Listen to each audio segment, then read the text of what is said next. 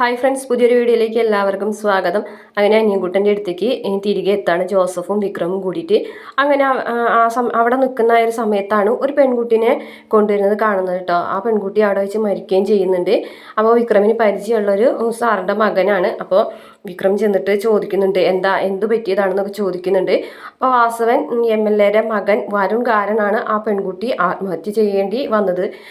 അപ്പോൾ അതുകൊണ്ട് അയാളിങ്ങനെ കാര്യങ്ങളൊക്കെ പറയുന്നുണ്ട്. അവനാണ് എൻ്റെ മകളുടെ ജീവൻ എടുത്തതെന്നൊക്കെ കരഞ്ഞുകൊണ്ട് പറയാനായിട്ട്. ഇത് കേൾക്കുമ്പോൾ വിക്രത്തിന് ഭയങ്കര സങ്കടമാവാണ്. വിക്രം നേരെ പെൺകുട്ടിയുടെ അച്ഛനെയും കൂട്ടിയിട്ട് നമ്മുടെ ശ്രീനിസാറിൻ്റെ അടുത്തേക്ക് പോകുന്നുണ്ട്. അപ്പോൾ ശ്രീനിവാസ സാർ പറയുന്നുണ്ട്, എന്തായാലും ഇങ്ങനെ വിട്ടാൽ ശരിയാവില്ല. അവനും ഇതേപോലെ തന്നെ ഒരു തുള്ളി ശ്വാസത്തിന് വേണ്ടി പെടയുന്ന ഒരവസ്ഥയിലേക്ക് എത്തണം.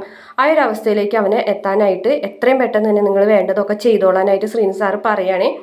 അങ്ങനെ വിക്രം ഇറങ്ങിത്തിരിക്കുകയാണ് അതിന് വേണ്ടിയിട്ട്. ഇതേ സമയം വേദയാണെന്നുണ്ടെങ്കിൽ വിക്രമിന് വേണ്ടി പ്രാർത്ഥിക്കാനായിട്ട് അമ്പലത്തിൽ അച്ചമ്മയോടൊപ്പം പോയിരിക്കുകയാണ്. അങ്ങനെ പ്രശ്നങ്ങളൊക്കെ ഇല്ലാതാവാനായിട്ട് പ്രാർത്ഥിച്ച് അമ്പലത്തിൽ നിന്ന് മടങ്ങാണ്. ഈ സമയത്താണ് വിക്രത്തിൻ്റെ കയ്യിൽ വരുണിനെ കിട്ടുന്നത്. അപ്പോൾ വരുണിനെ ഓടിപ്പിച്ചിട്ടിട്ട് ആക്രമിക്കുന്നുണ്ട്. കുത്തുന്നുണ്ടെന്ന് തോന്നുന്നുണ്ട് കേട്ടോ. കാരണം പ്രമോൽ കാണിച്ചിട്ടുണ്ടായിരുന്നു വിക്രം അങ്ങനെ ചെയ്യുന്നത്. അപ്പോൾ വരുണിനെ കുത്തുന്ന ആ ഒരു കാഴ്ച വേദ കാണുകയാണ് കേട്ടോ. അപ്പോൾ അതാണ് വേദ വരുണിന് അത് നമ്മുടെ വിക്രമിനെതിരെ സാക്ഷി പറയേണ്ട ഒരു സാഹചര്യം വരുന്നത്. കാരണം വേദയുടെ കൺമുന്നിൽ വെച്ച് നടന്ന ഒരു അപകടമാണ്. അത് വേദ അങ്ങനെ തന്നെ പറയുകയും ചെയ്യുന്നുണ്ട്. വീട്ടിൽ വന്നിട്ട് വേദ പൊട്ടിക്കരയുന്നൊരു ഭാഗം കൂടെ പ്രമോല് കാണിക്കുന്നുണ്ട്.